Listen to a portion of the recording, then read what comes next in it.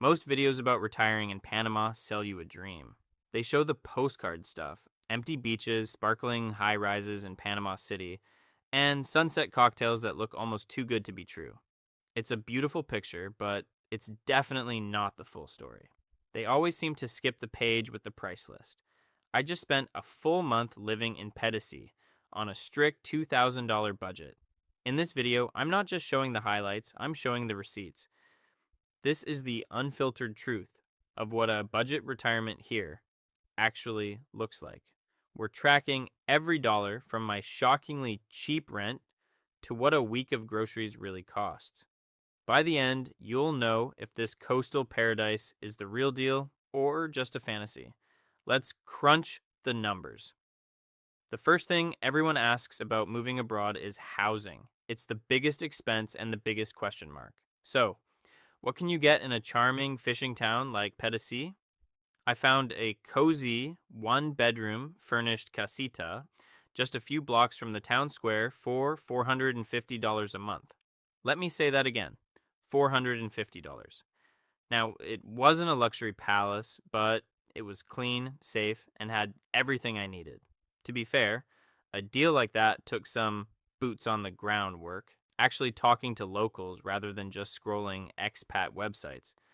A more typical rent for a furnished place runs closer to $600 or $900, especially if you want to be near the water. Prices are also rising. If you come during the high season from December to April, expect to pay more. But for a single person willing to live a bit more like a local, the deals are out there.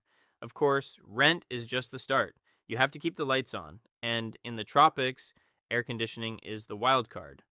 I was careful and mostly used the AC at night. So my bill was $82. If you need it blasting 24/7, that number could easily double.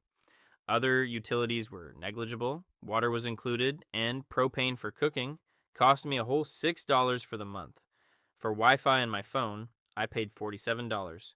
That brings the total for my foundation costs for housing and utilities to $585. That left me with over $1,400 for everything else. Next up, food. Your grocery bill in Panama comes down to a choice. Do you want to shop like an American or a Panamanian? If you need specific US brands, you'll pay a gringo tax for those import fees. I went the other way. I hit the local fruit stands and bought tuna steaks and fresh shrimp directly from the fishermen on the beach. My total grocery bill for the month was $310, and I was eating well. Fresh fish, chicken, tropical fruits, and farm fresh eggs. A couple could probably manage an 450 shopping this way. But you can't come to Panama and not eat out. Pedasi has fondas, which are family-run spots where a massive lunch is about $5 to $7. Then there are the expat-focused restaurants where a beer is $2 and dinner for two might be $40. I budgeted for eating out a few times a week and grabbing drinks with friends. That total came to $220. For transportation, Pedasi is incredibly walkable. I mostly used my own 2 feet, but I also took a few cheap buses and taxis to explore nearby beaches like Playa Veno. Total transport cost $45. Then there are the extras like toiletries, a haircut, or replacing a dead phone charger. I spent about $100 on those incidentals. Healthcare is another big one. Panama has affordable care, but most expats opt for private insurance. I allocated $150 for a basic plan. Just being honest here, that's a bit optimistic. If you're an older retiree, you should probably budget closer to $200 or $400 for a more comprehensive plan. So, here's the final breakdown. Housing and utilities, $585, groceries, $310, dining and fun, $220, transport, $45, healthcare, $150, and miscellaneous, $100.